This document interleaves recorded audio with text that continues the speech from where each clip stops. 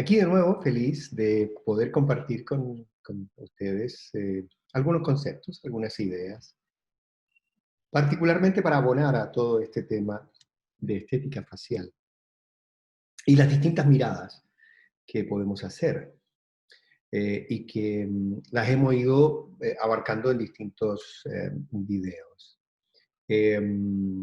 Voy a entrar en un tema, una mirada psicoemocional más profunda que todo clínico que tenga como objetivo de tratamiento la estética facial debe leer, debe estudiar, debe formarse. No puede dejar de lado el considerar que lo que hacemos va mucho más allá de nuestra cara. Y por eso que permítanme decirles algunos de estos conceptos y repasarlos a partir de esto, de lo que yo llamo una mirada psicoemocional, que incluye una perspectiva psicológica, psiquiátrica y social. Hay mucha literatura, por lo demás, y por lo tanto esto es solo un recorrido superficial, evidentemente, de un tema que si les entretiene, si les gusta, créanme, es fascinante. Una cosa muy simple, les recomiendo ese blog que hay ahí, Escuela con Cerebro, que es un blog que tiene la opinión y mucha información respecto de, particularmente de estos temas. Voy a rescatar, por ejemplo, lo que dice Louis Corman. A principios del siglo pasado, básicamente en un siglo muy especial para la psiquiatría, con Freud, con Jung posteriormente, donde va cambiando la manera de ver de fines de los 800 hacia adelante, la mirada psiquiátrica, donde se puede ver claramente todo a partir de la enfermedad. Ellos, especialmente Freud, estudia todo a partir de la enfermedad, no a partir de lo que debiera ser lo esperable, lo que es la salud mental. Entonces es interesante. Louis Corman es un psiquiatra también francés de origen, que dice esto respecto de los aspectos faciales. Las formas faciales son un reflejo de las fuerzas de la naturaleza y cómo ellas han trabajado en cada individuo. Lo considero una verdad absoluta. Y vamos a ver a lo largo de lo que nos queda de la presentación y las próximas, que eso es exactamente lo que ocurre. Y él es el precursor, él es diría, el fundador de este concepto de la morfopsicología, que a través de un libro del 37 ya se consolida en el mundo científico, es muy aceptado. Ahora bien, desde la concepto de lo que es la morfopsicología ya nos dice el vínculo que tiene entre la apariencia física, en nuestro caso la cara, el rostro, morfológica del rostro, con el carácter de la persona, la personalidad, con su psicología en particular. Y esto no puedo adentrarme en ello, es fascinante, es interesante como cultura. Dejemos lo estipulado, pero lo quiero unir a lo otro que estaba en el subtítulo, que es la biotipología. Lo que quiero que se quede como forma práctica, pragmática, que el biotipo facial, que muchas veces nosotros lo libremente, fácilmente decimos braqui, meso, dólico, facial, para una descripción entre altos y anchos de un rostro, pero en verdad lo que hay detrás del biotipo facial es parte de una cosa muy grande, es la constitución musculoesquelética que nosotros sabemos las características de la musculatura de los dólicos versus los braquis, etc. Pero además también es parte de la constitución de la psiquis de nuestro paciente. Y eso es la lección más importante que debemos tomar. Como timbre, sentado, respetemos los biotipos. El biotipo es mucho más que altos y anchos en el rostro. De hecho, el tener un rostro más cuadrado, más triangular, más alargado, tiene que ver con la personalidad. Eso no lo podemos dejar de lado y eso es exactamente por qué tenemos que respetar los biotipos. Clasificaciones de esto hay mucha literatura al respecto, fácil de encontrar, les recomiendo que se entretengan con esto. Ya desde la época hipocrática, en la primera clasificación, es a propósito de lo que dice Hipócrates, Galien y Carton lo reflejan en 4 tipos eh, o biotipos: linfáticos, nerviosos, sanguíneos y biliares. Miren qué interesante. Y cuando uno los lee, ya les dice mucho, pero cuando los vemos representados en estas estructuras, que son los pacientes nuestros. Todos hemos tenido este tipo de pacientes.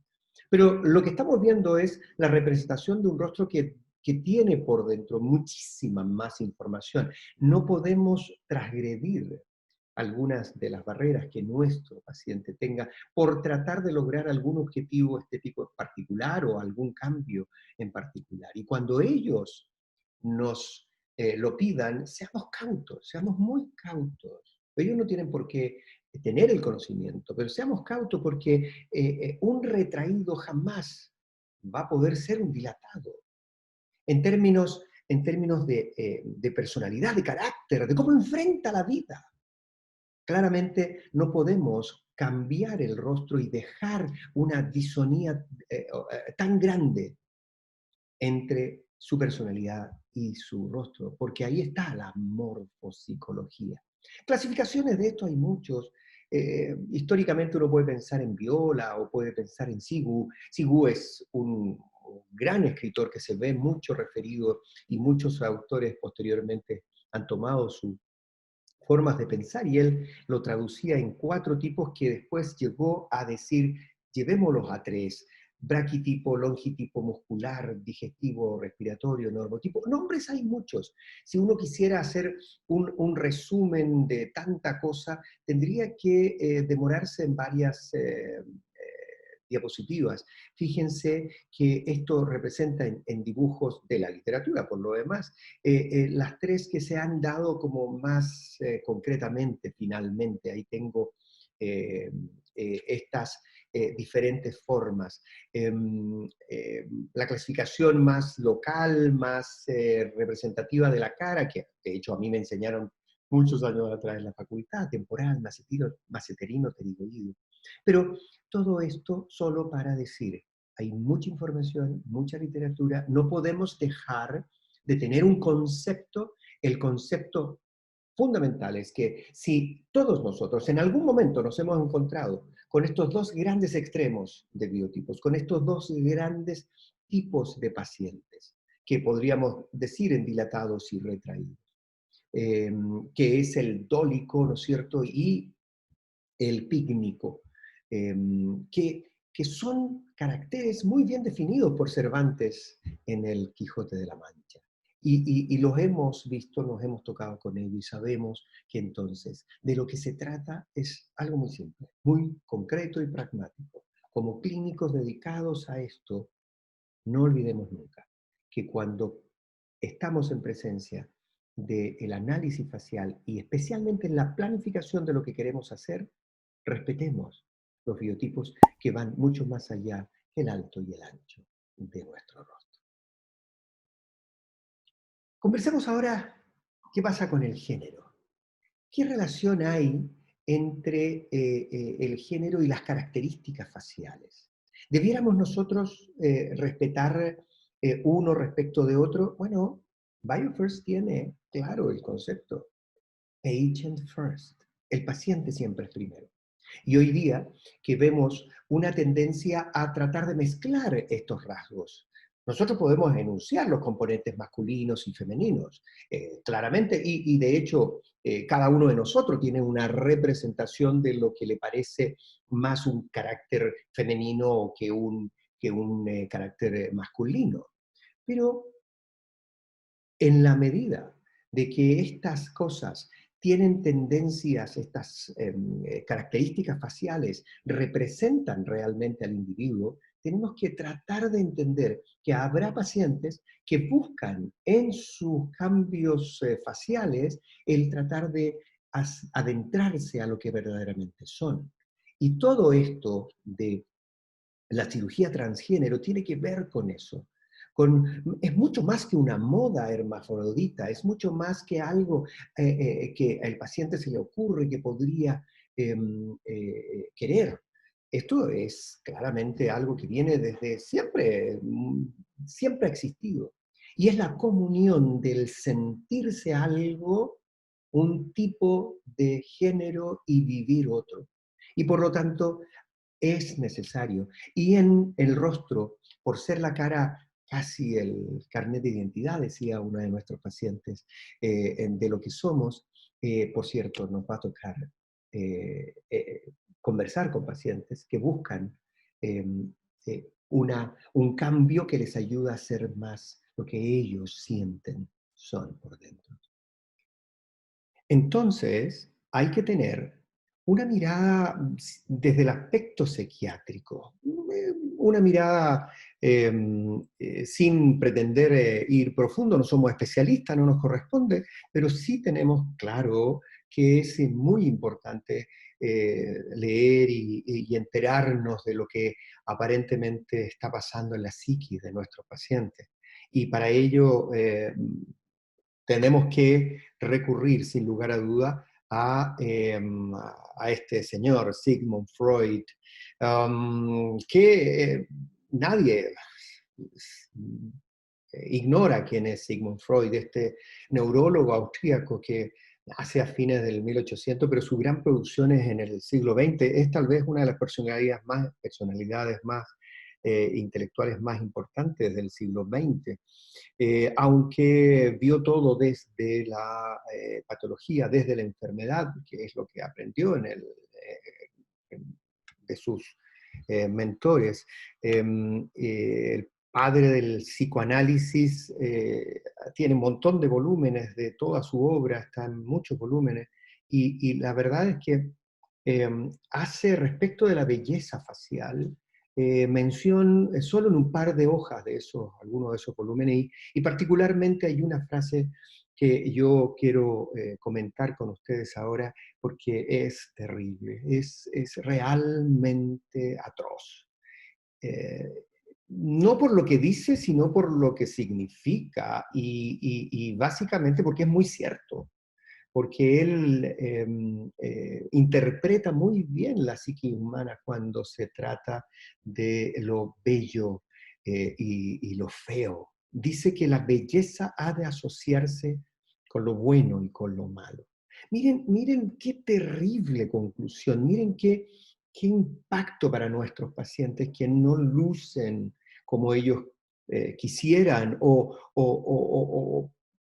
lo único que uno tiene que corregir es que ellos no tienen ninguna posibilidad de ser buenos en la vida, independiente de lo que hagan, independiente de lo que busquen y que uno como especialista haga los tratamientos que sea, ella no va a poder, no importa los intentos que hagamos de tener una vida como una mujer buena.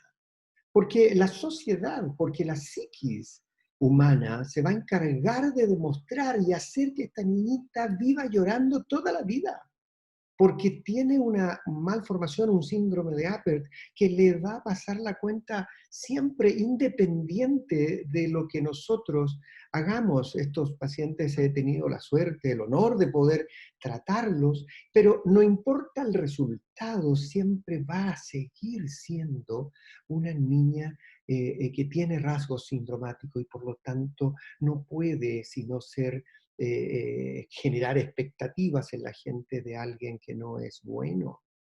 Pasó por un montón de cosas ella y su entorno familiar. Y claramente en ellos, yo sé, nos equivocamos. Yo al chico de la izquierda lo conocí recién a los 20, pero esa es una foto de él a los 7 años, donde su padre lo recluyó en el campo, no estudió por cómo él lucía.